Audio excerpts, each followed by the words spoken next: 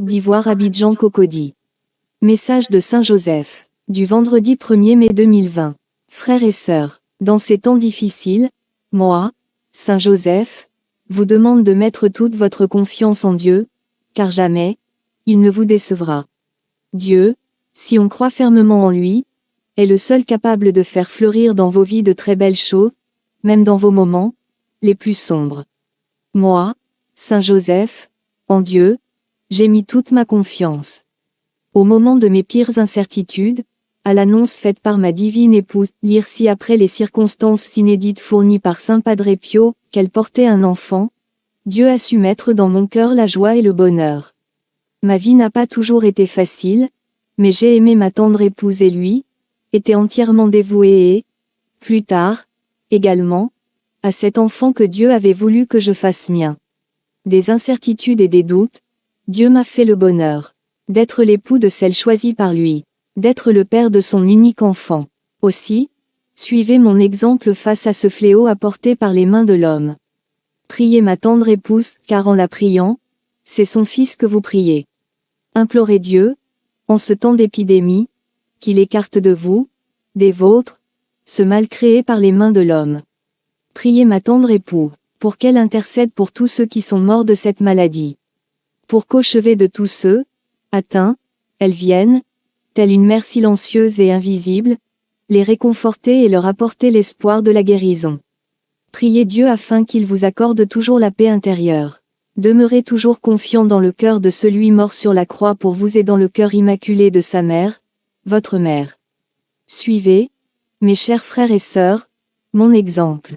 Car, c'est en mettant toute votre confiance en Dieu comme je l'ai fait dans mes moments les plus sombres, que vous parviendrez à faire face à ce virus qui engendre la peur et la mort. Croyez également en cette eau faite pour vous, de par l'amour de votre Mère du ciel. Croyez-y fermement et vous serez sauvés. Ce soir, moi Saint Joseph, à la place de votre Mère du ciel, je vous ai parlé.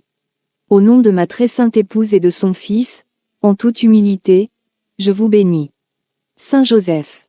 Dans l'Évangile confère, matin, 20, ce fut plutôt un ange que Dieu envoya pour mettre fin aux tourments de Saint Joseph en lui annonçant la terrible nouvelle, ce qui, à vrai dire, nous troubla quelque peu.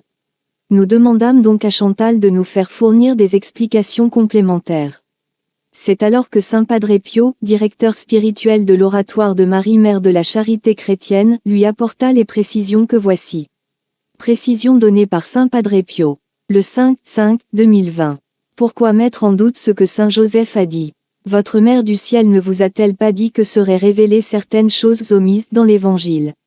L'Évangile, enfant de Marie Mère de la Charité chrétienne, a été écrit par des hommes qui, en glanant par-ci, par-là, des informations, des scènes, des mots, en ont fait ce qu'il est.